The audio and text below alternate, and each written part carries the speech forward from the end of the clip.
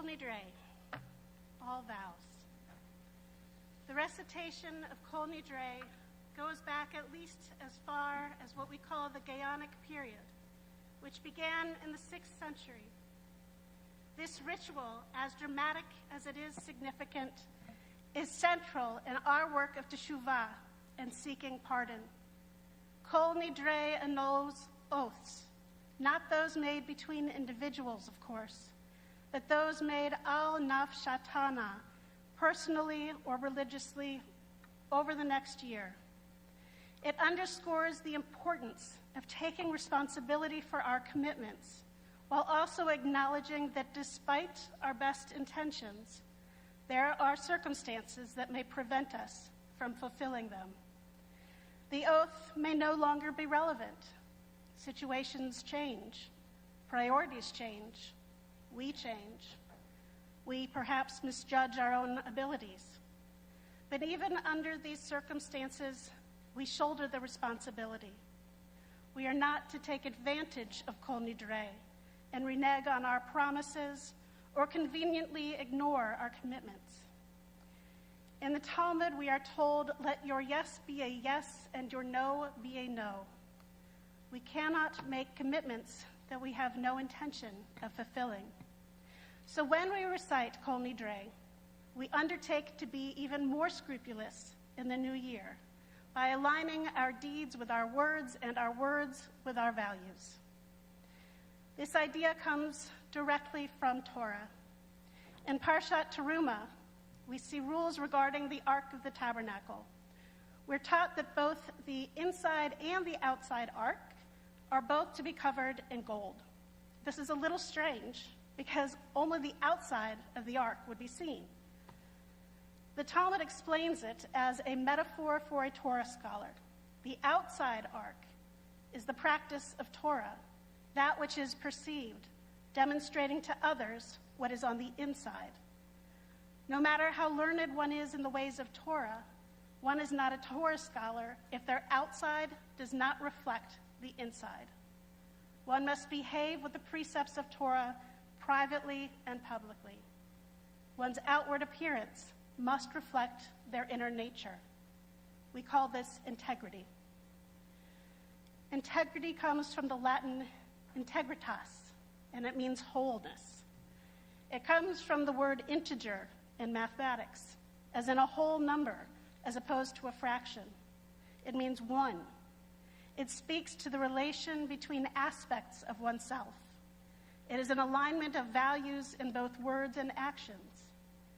In Hebrew, one of the words for integrity is shalemut, which also means whole. It may sound familiar because shlemut shares the same root as the word shalom. In Hebrew, when someone asks you, how are you? The expression is ma shlomcha. Literally, how is your shalom, your wholeness? Shalom is the wholeness of body, mind, and spirit. Integrity is when we act with shalom, when our actions and words are consistent with our stated beliefs, both privately and publicly. It is when disparate parts of ourselves are unfractured and aligned. Our shalom is who we are at our best. Living a life of integrity contributes to our sense of inner peace and completeness. So what does integrity look like? Integrity is living by the values that we claim to support. It is doing the right thing no matter what. Integrity is not letting others influence us in making our own ethical decisions. It is not compromising our character by succumbing to social pressures, challenges, or temptations. It is having enough clarity of our priorities and values to take action without fear. It is using our power to help move the world as it is into the world we hope to live in. None of these comes easily. If it did, we wouldn't need to have read our failures of integrity in the Vidui Rabbah, our long confession. Our integrity is challenged all the time by peer pressure, situational ethics, and even our own personal brokenness. It is easy to judge on account of perceived hypocrisy and selfish behaviors, both in ourselves and in others. But it is important to remember that Kol Nidrei exists because there are times that we will miss the mark, even with ourselves. Could it be that this reflects our inner brokenness and not bad intentions? It won't surprise anyone when I say that there are times when we, on a personal level, are not entirely whole. Our life experience can leave us deeply wounded. Life's trials and tribulations can result in us feeling emotionally shattered and scarred. Is it possible that this reflects inner brokenness? When our personal shalom is fractured, it is hard to live up to our full potential. Failure of integrity can also be because of misperceptions. Occasionally, there's a gap between what we stand for and what others are experiencing. It complicates the way we see and are seen by others. And so we need to ask ourselves what our behavior is conveying. Are our values clear, or have we been sending out faulty messages? How can we take responsibility for ambiguous data that others experience? Of course, children learn about integrity and values by watching us. What do we need to do to be perceived more accurately? Each day provides numerous chances for us to demonstrate our integrity, to walk the walk of our Jewish values. During this season of Teshuvah, when we strive to return to ourselves, we endeavor to realign our actions with our values. Let us consider some of the ways that we may be able to accomplish this. The value of Ahavat Israel, love of Israel.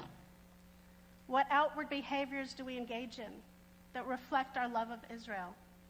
If we say that we care about Israel, that we recognize our responsibility towards Jews around the world, what are we doing to show that?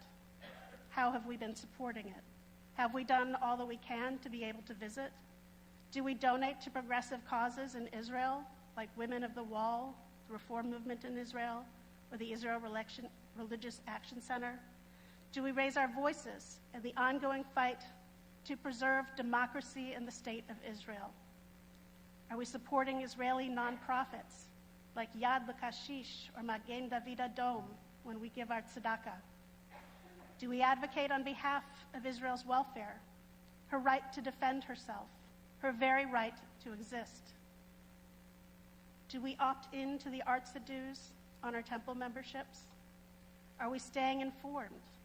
And I can tell you, if you would like to be able to answer yes to this last one, there is a class that I will be teaching, and I encourage you to sign up for, about Israel and looking at the 4 Hatikva questions. Let's consider Lador Vador, ensuring the continuity of Jewish tradition, values, and teachings from generation to generation.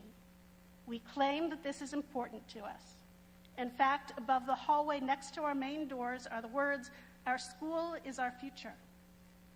Are we backing this up? What are we doing to actively support the future of Jewish life? We have been told repeatedly that the most impactful thing to sustain a child's Jewish identity into adulthood is to send them to a Jewish summer camp or to Israel. Immersive Jewish experiences provide them with an opportunity to fall in love with Judaism and learn what it means to live according to Jewish time. So have you sent your children to Gucci or Camp Shalom, if you have children? Have you encouraged them, perhaps, to go on Birthright Israel? I know these are expensive. That's why we have scholarships, like Temple's camperships and the Federation's Seeds grants. If the future of Judaism is our children, then we need to invest in them. And even if we do not have children, we can still support the organizations that provide these opportunities, or we can donate to the funds that help families to afford them. How will we display integrity in our commitment for Lador Lador, investing in the next generation's Jewish identity? Arvut, responsibility for society. Arvut is our commitment to the welfare of the entire community. Throughout the Torah, we are instructed to guard the most vulnerable in our community. We believe in a collective responsibility to look out for one another through civic engagement, Participating in the democratic process through voting is a tangible way that we can fulfill this responsibility by helping to elect leaders who can address societal issues. If we believe in our vote, are we walking the walk? Are we registered to vote? Will we vote in the November election? There is a lot at stake in this election, especially with regards to reproductive health. I would compromise my own integrity were I not to take this opportunity to teach you that Judaism supports safe reproductive health. The value of pikuach nefesh, saving a life, is paramount. And when a woman's life is endangered by not having access to life-saving procedures, we must act. If you want more clarity on this assertion, I would be happy to sit down and discuss this with you in greater detail. But I believe that if we truly care about the welfare of our entire community, Judaism demands that we ensure that others have the right to make personal life-saving choices, even if we do not agree with those decisions. Ometz lev, courage of the heart.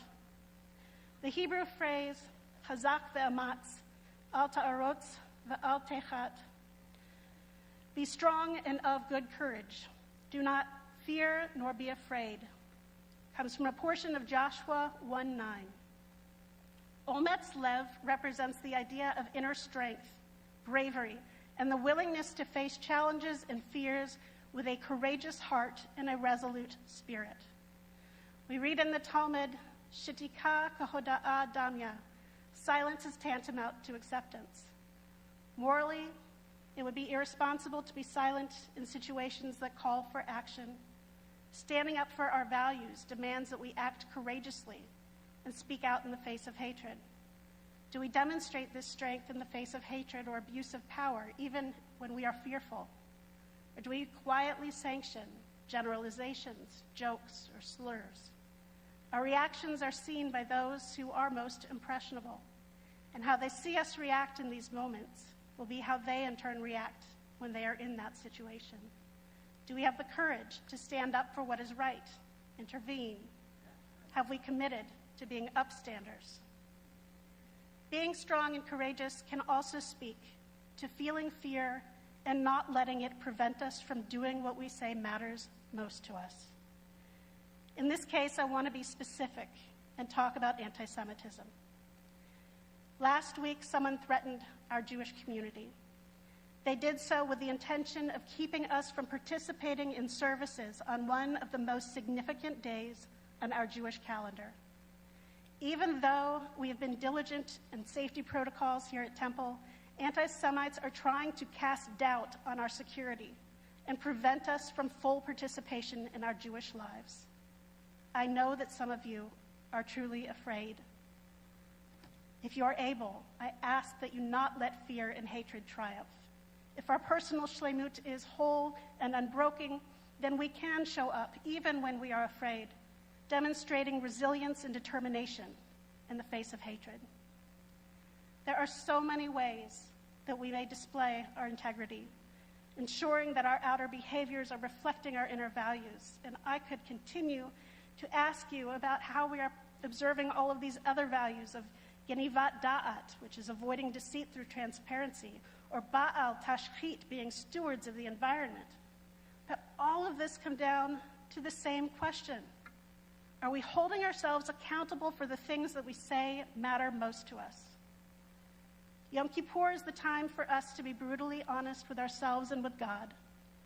We are the only ones who know whether our inner values and outer actions align. Is the gold veneer only a pretty finish, or does it reflect a gilded liner of who we really are? It is not enough just knowing Jewish values. We must behave according to them in all aspects of our lives, privately as well as publicly. We began this evening asking God to pardon us for unfulfilled promises to ourselves and to God over the next year. Even still, we must pledge to do our best, to not just talk the talk, but walk the walk, to make an oath to uphold the values we hold most dear. Even if we are less than whole, each of us to our own ability must still work to guard our integrity, especially when it's not easy. As I conclude, I'd like to leave you with a word of encouragement from Psalm 34. Vakesh shalom v'rodfehu. Seek wholeness, seek shalom, and pursue it. May we always strive for unity in our thoughts and actions. Together, our efforts will help us along the path of tikkun olam, repairing our world.